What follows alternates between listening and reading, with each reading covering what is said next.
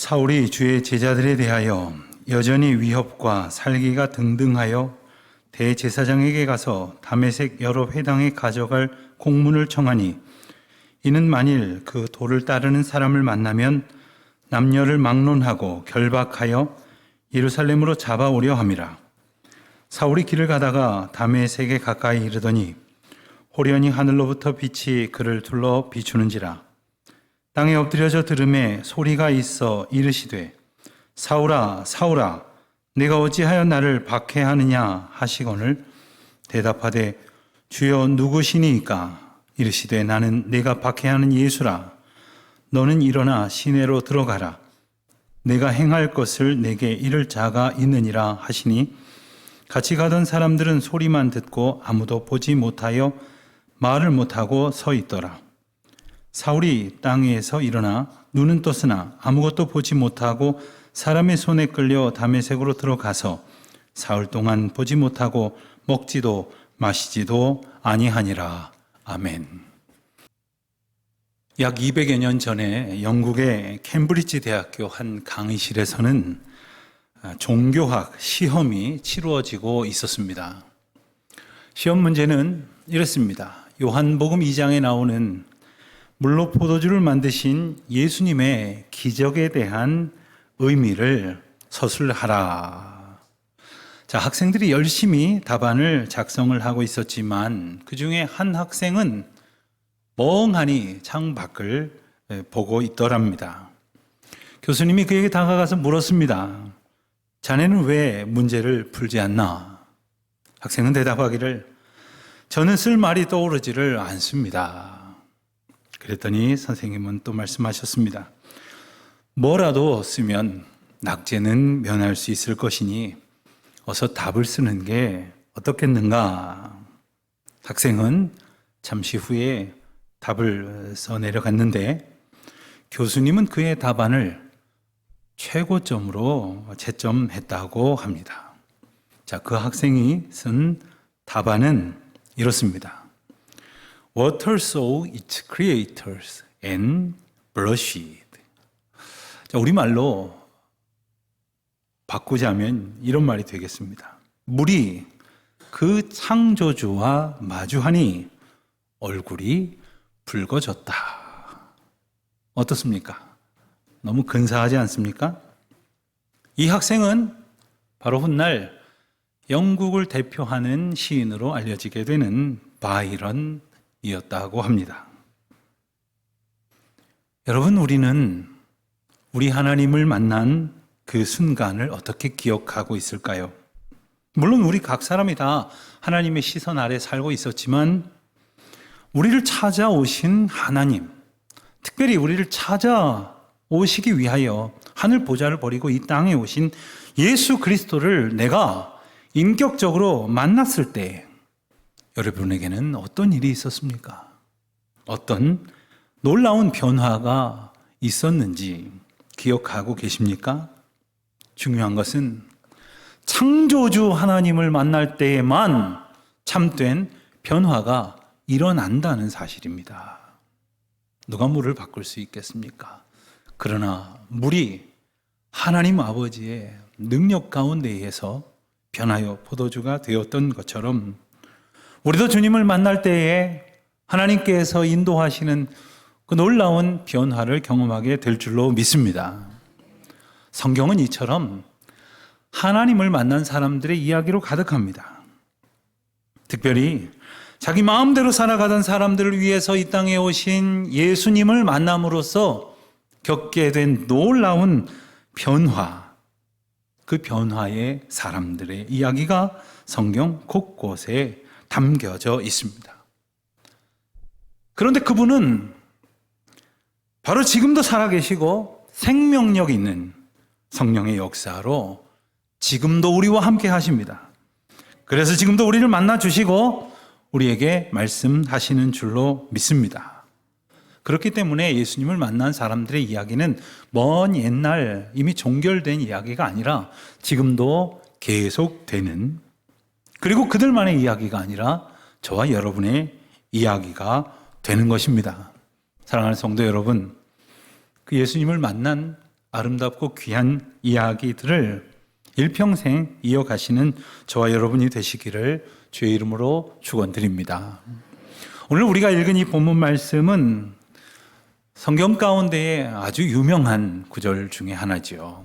바로 바울이 회심하였다 하여 바울의 회심 사건이라 이렇게 일컫는 내용입니다. 그렇지만 먼저 우리가 정확히 해둘 것은 회심이라는 말의 뜻을 아는 것이리라 하겠습니다. 회심이라는 말은 한 사람이 자기의 죄로부터 돌아서서 믿음을 허락하신 하나님을 향하기로 결단하는 것이다, 이렇게 말할 수 있을 것인데, 오늘 본문의 경우를 보면 바울이 그와 같은 결단을 능동적으로 했다기보다는 예수님께 완전히 사로잡혀서 그의 의지와는 상관없이 전혀 다른 방향으로 삶이 전환되는 주님의 강권적인 역사하심의 이야기가 아닙니까? 오늘 본문의 말씀은 그래서 그 어떤 이야기보다 극적인 이야기이고 기적의 장면이라고 말할 수 있겠습니다. 무엇보다도 하나님이 놀라운 방법으로 한 인생에 개입을 하신 것이죠. 혹시 여러분들도 이런 경험을 가져보신 적이 있습니까? 그렇지 않으시다면 이런 경험이 있는 사람하고 혹 이런 경험을 가져보지 못한 사람 중에서 어떤 사람이 더 신실한 신앙을 가지며 살아갈 것이라고 짐작하십니까? 많은 사람들은 흔히 생각을 하기를 특별한 사람들에게는 이런 기적이 일어나는 것인가 보다, 이렇게 생각을 하시기도 합니다. 또한 하나님께서 이런 극적인 상황을 통해서 부르셨다면 그는 대단한 사람이 틀림없다, 이렇게 여길지도 모르겠습니다. 그러면서 자기 자신을 생각해 보건대 이런 대단하고 드라마틱한 그런 주님과의 만남은 달리 떠오르지를 않는 까닭에, 그렇다면 나는 변변치 않은 신앙인가, 이런 의심을 갖는 분도 있을지 모르겠습니다. 우리가 신앙의 길에 들어선 것, 우리가 하나님을 만나서 예수 그리스도의 사람이 된 것은 많은 분들에게 있어서 특별한 일이지만 또 어떤 분들에게는 별로 특별히 기억되지 않는 것일 수도 있기 때문입니다. 어떤 분은 모태신앙으로 어머니 뱃속에서부터 교회 생활을 하신 분도 계시고, 또 친구 따라서 가족이나 이웃을 따라서 그렇게 신앙생활을 해온 까닭에 가만히 생각해 보니까 내가 언제부터 예수님 믿었는지, 언제 만났는지 딱히 짚어 얘기하기 어렵다고 생각하실지도 모르겠어요. 그러나 뭔가 화끈한 예수님과의 만남의 계기가 있었다고 해서 특별하고 없다고 해서 무의미한 것은 결코 아닙니다. 하나님께서 우리 각 사람에게 하나님의 계획에 따라서 하나님은 찾아오시고 또 우리를 만나 주셨기 때문입니다.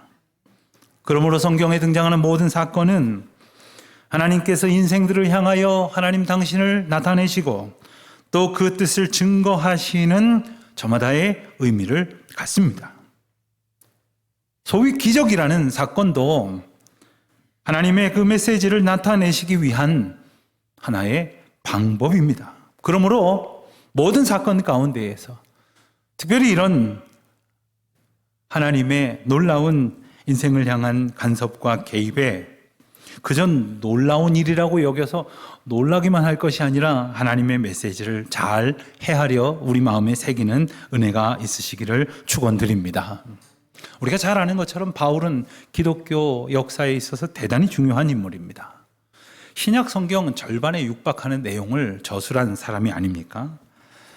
뿐만 아니라 이 기독교 신학의 토대를 다진 인물이라고 첫 손가락으로 꼽히는 분입니다. 그래서 기독교 초기에는 기독교라고 부를 것이 아니라 바울교라고 불러야 되는 것이 아니냐라는 주장이 제기되기도 했었습니다.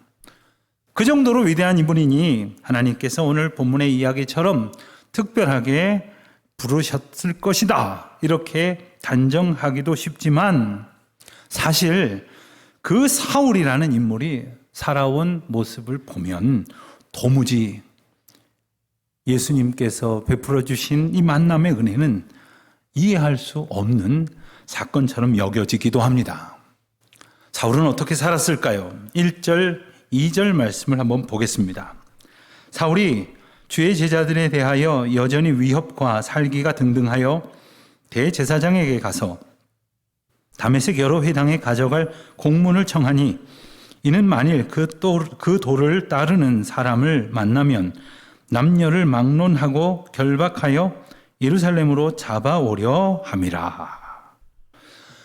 예수님을 만나기 전에 사울은 결코 예수님을 영접할 위인이라고 보여지지를 않았습니다. 오히려 예수님을 믿는 그리스도인을 잡아 죽이겠다고 혈안이 되어서 특별한 열심을 냈던 사람 아닙니까? 아마도 흔히 하는 말로 세상 사람 다 예수 믿어도 결코 저 사람은 믿지 않을 것이다 라고 꼽혔던 사람이 바로 바울이었습니다. 혹시 여러분 주변에도 그런 분이 계십니까? 정말 모든 사람들이 예배당 나가서 하나님께 경배하고 그리고 신앙인으로 거듭난다 하여도 저 사람만큼은 절대로 예수님이 영접하지 않을 것이다. 이런 생각을 갖게 하는 분들이 있으신가요? 하지만 우리 주님은 그 누구도 포기하지 않으십니다. 사울을 찾아가셨던 우리 예수님이, 그리고 남들이 몰라서 그렇지 사울 못지않은 완악함과 이기적인 죄악으로 가득한 저와 여러분을 찾아와 주신 예수님께서는 그 누구도 포기하지 아니하시고 그리고 그를 향하여 구원의 은혜를 베풀어 주실 줄 믿습니다. 이렇듯 마침내 포악한 핍박자 사울에게도 예수님이 찾아오셨습니다. 바울이 예수님을 찾아 나선 것도 아니지 않습니까? 바울이 예수님을 만나고 싶어서 갈망했던 것 더더욱 아니었습니다. 오히려 예수 믿는 사람들을 잡아 죽이겠다고 동서사방으로 뛰어다니던 이가 바로 사울이 아닙니까? 지금도 다메섹이라고 하는 곳에 예수님 믿는 사람들이 숨어들었다고 하는 정보를 입수하고 그곳을 향해 달려가는 중이었습니다. 여러분, 예루살렘과 다메섹은 시계로 본다면 약 1시 방향으로 240km 정도 떨어져 있는 도시입니다. 오늘날처럼 고속도로 같은 게 있었겠습니까? 아마도 말을 타고 그렇게 간다면 여러 날이 좋게 걸릴 만한 곳입니다. 그런데 그곳에 있는 그리스도인들을 잡아오겠다면서 이미 대제사장에게 가서 그들을 잡아오겠다는 체포영장까지 발급받았습니다. 그리고는 호송에 동원할 군인 몇을 대동하고 여러 날에 걸쳐서 다메섹에 거의 다다랐을 무렵입니다. 한낮 갑자기 하늘로부터 큰 빛이 바울을 덮었다고 했습니다. 바울과 그 곁에 있었던 사람들은 이 갑작스러운 상황에 놀라서 땅에 엎드렸으나 하늘로부터 들려오는 그 소리를 사울은 똑똑히 들었다고 4절은 이렇게 전하고 있습니다. 땅에 엎드려져 들음에 소리가 있어 이르시되 사울아 사울아 내가 어찌하여 나를 박해하느냐. 여러분, 사울이 엎드려진 채 이 소리를 들으면서 무슨 생각을 했을까요? 박해? 내가 누구를 박해한단 말인가? 내가 다만 한 일이라면 하나님의 율법을 망가뜨리고 또 하나님께 제사를 드려야 되는 성전을 회파하며 하나님의 거룩하신 이름을 욕되게 하는 새로운 무리들, 즉 나사렛에서 온 예수라고 하는 사람의 이야기를 따르며 전하는 이 사악한 무리들을 다만 잡으려 다녔을 뿐인데 말이야 하면서 스스로를 향한 의문을 가졌을 것입니다. 사울은 본능적으로 대답했습니다. 주여, 누구십니까? 그러자 놀라운 대답이 이어 들려왔습니다. 나는 내가 박해하는 예수라. 여러분, 우리가 한 가지 짚고 넘어갈 게 있습니다. 분명히 우리가 아는 대로 사울은 예수 믿는 사람들을 박해했습니다. 그런데 왜 예수님을 박해했다고 이야기하는 것일까요? 예수를 주로 고백하고 그리스도인으로 살아가는 모든 사람들 가운데 예수 그리스도가 거하시기 때문입니다. 우리가 예수 그리스도의 사람으로 살아갈 때에 그리스도 예수는 우리와 함께 하셔서 우리를 다스리시고 우리를 주장하시는 것이죠. 그렇다면 왜 사울은 왜 예수님의 가르침을 거부하고 그 도를 따르는 자들을 이토록 핍박했는 것일까? 사울은 바리새인 중에 바리새인이라고 자신을 고백했던 사람이죠. 사울을 비롯한 바리새인들의 생각은 이랬습니다. 모름지기 구약의 율법은 철저히 지켜야만 하는 것이고, 그리고 구약의 율법이 일러주는 대로 성전에서 제사를 드리는 것이야말로 올바른 신앙 생활인데, 율법도 안 지키고 성전 제사도 지키지 않는 이들에게까지, 심지어 이방인들에게까지 구원의 길을 여시고 십자가의 피로 모든 사람의 죄를 사하심으로 구원의 빛을 비춰주시겠다는 예수라고 하는 이의 이야기를 받아들일 수가 없었던 거예요. 저들 생각에는 누구도 예외 없이 제사 지내야 되고 율법 지켜야 되고 할례 받아야 되는데 예수 그리스도의 십자가 복음만으로 구원을 얻는다고? 그러니 그들은 예수님의 말씀을 거부하고 그리고 그 길을 따라가는 사람을 죽일 듯 미워했던 것입니다. 그러는 중에 우리가 잘 아는 스데반의 순교 사건이 벌어졌습니다. 스데반을 둘러싸고 그를 협박하고 그의 입을 막으려고 했었던 사람들 중에는 바리새인들이 많이 섞여 있었습니다. 그리고 그들을 선동하고 이끌던 사람이 바로 사울이었습니다. 스데반은 죽음을 목전에 둔 위협 가운데 있었지만 담대히 외쳤습니다.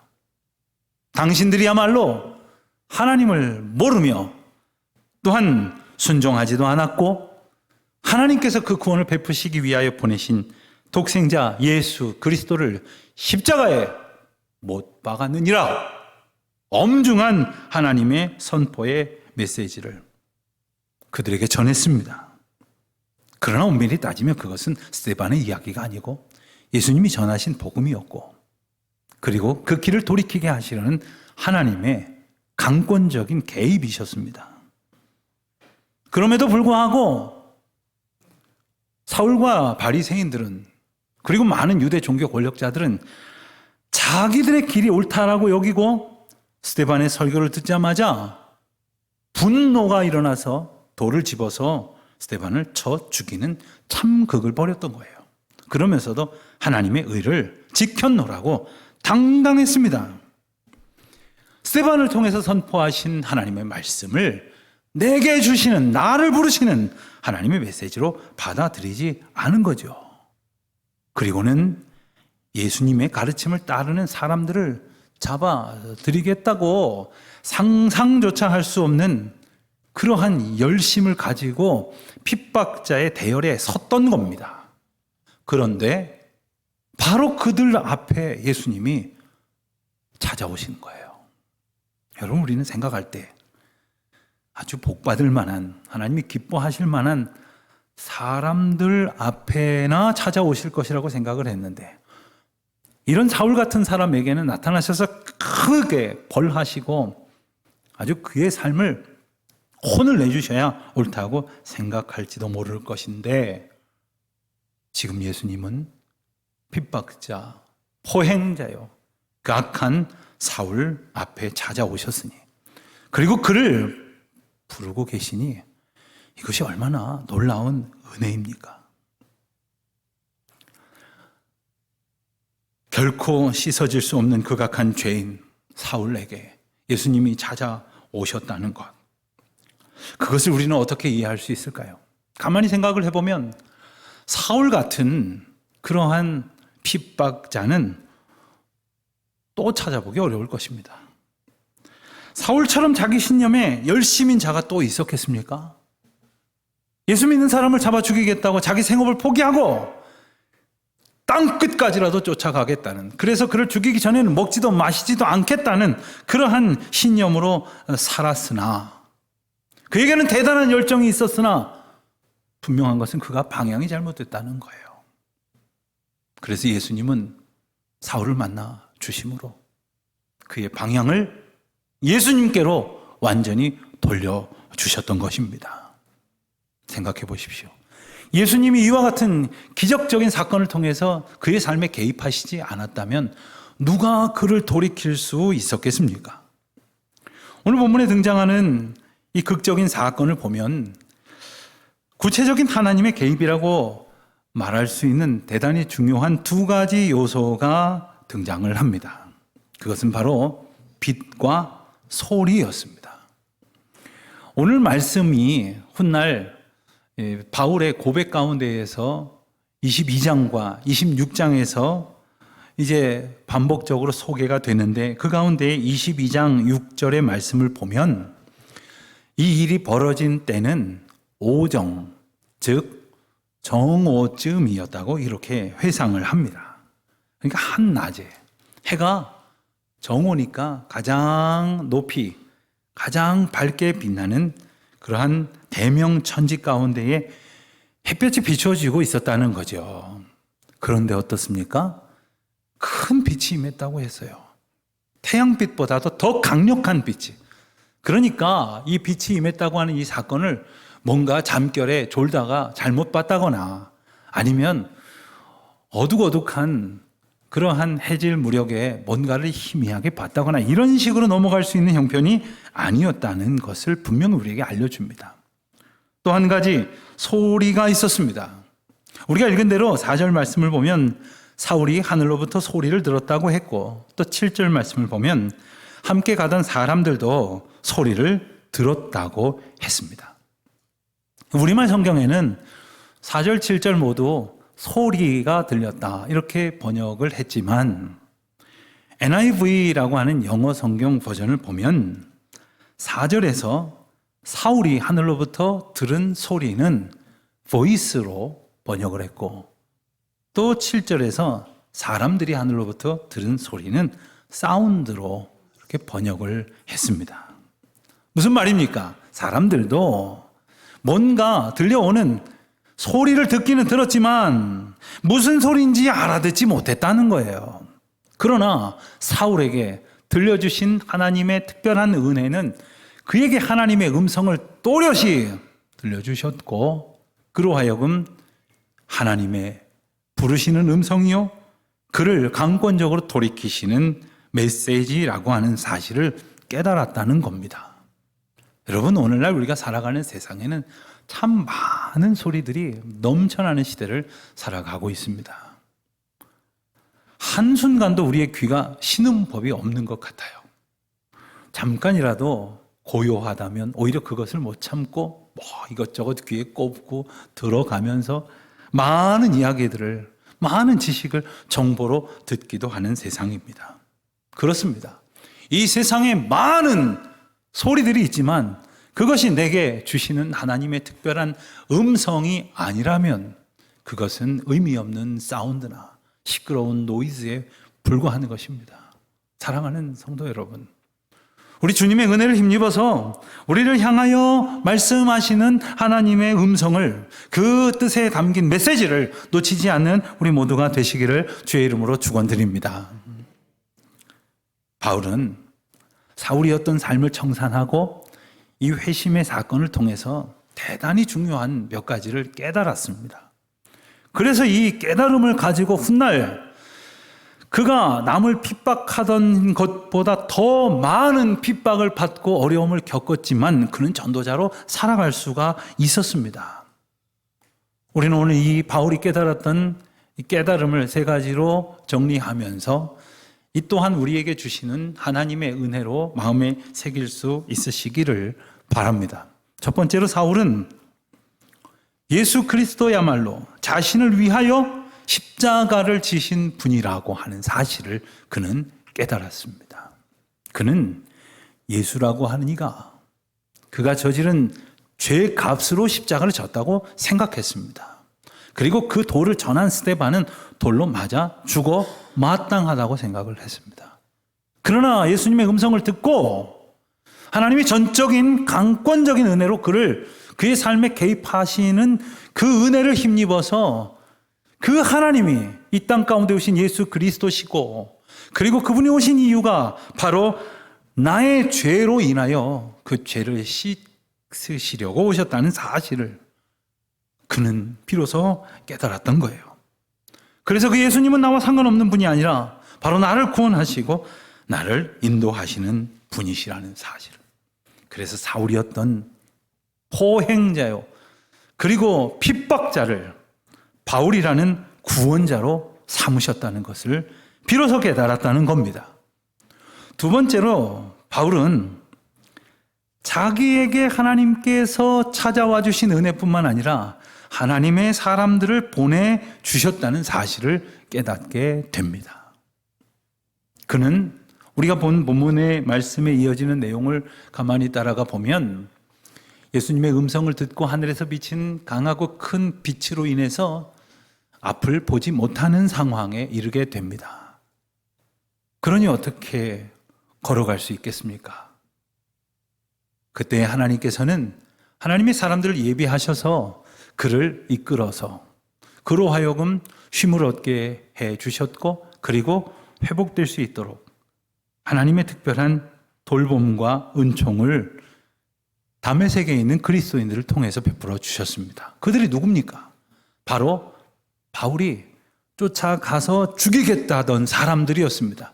그러나 하나님께서는 그들을 통하여 바울에게 하나님의 사랑을 전해 주셨던 것처럼 우리의 지난 모든 삶을 돌아보면 하나님께서는 우리가 알지 못하던 때에 하나님의 사람들을 우리 곁에 보내주셔서 우리를 위로해 주셨고 우리를 이끌어 주셨으며, 그리고 우리에게 하나님의 놀라운 사랑을 보여주셨지 않습니까? 우리가 그 은혜 가운데 살아왔습니다. 그리고 그 사랑 가운데 살아가게 될 것입니다. 이것을 또한 잊지 않는 우리 모두가 되시기를 바랍니다. 세 번째로 바울은 이 특별한 사건을 통해서 하나님께서 자기 자신을 부르신 귀한 소명과 또한 맡기신 사명이 있다는 사실을 깨달았습니다. 단지 예기치 못한 엄청난 사건이 벌어지는 것으로 끝난 것이 아닙니다. 깜짝 놀라게 할 만한 일이 벌어진 것으로 전부가 아닙니다.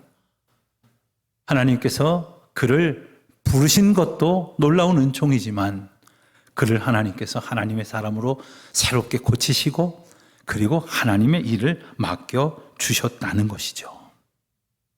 사랑하는 성도 여러분, 우리를 찾아와 주신 예수 그리스도를 한번 떠올려 보겠습니다. 우리가 예수 그리스도의 은혜를 얻을 만한 삶으로 살았기 때문이었습니까? 우리가 지난날 하나님께서 복 주실 만한 그러한 인생으로 주님 앞에 섰기 때문에 우리가 주님의 은혜를 얻고 주님을 만나 그 인도하심을 얻은 자가 된 것입니까? 아무리 생각해 볼수록 공로 없는 우리 인생이지만 다른 사람들이 짐작하는 것보다 훨씬 더 하나님 앞에 큰 죄로 살아왔던 우리 각 사람을 찾아오신 그 특별한 이유는 우리를 변화시키시기 위함이었습니다. 창조주 하나님을 만나지 않고는 그 누구도 그 어떤 것도 변화될 수가 없습니다. 우리는 주님을 만나 변화되는 은혜를 얻지 못하였더라면 그대로 죄의 길로 빠져서 죽을 수밖에 없는 인생이 아니었습니까? 우리가 하나님을 믿는다고 했지만 사실은 하나님을 이용해 먹으려고 했고, 우리가 하나님을 따른다고 했지만 하나님이 내가 원하는 길로 따라와 주시기를 바라지 않습니까? 우리의 잘못된 신앙생활은 하나님께 영광을 돌리기보다는 예수 그리스도의 이름을 욕되게 했고, 마침내 예수 그리스도를 십자가에 못 박은 사람이 다른 사람이 아니라 바로 우리들이었다는 사실을 우리는 이제서야 비로소 깨닫게 되는 것입니다. 그러나 주님은 우리를 찾아와 주신 거예요. 그리고 우리를 새롭게 하셨기에 오늘 우리가 주님 앞에 감히 찬송을 부를 수 있는 것이요. 주님께서 우리에게 맡겨주신 사명으로 살아갈 수 있는 것 아닙니까? 주님이 우리를 찾아와 만나주신 그 은혜를 인하여 날마다 기뻐하며 날마다 감사하며 주님 앞에 그의 은총에 합당한 사명자로 살아가는 저와 여러분이 되시기를 주님의 이름으로 축원드립니다.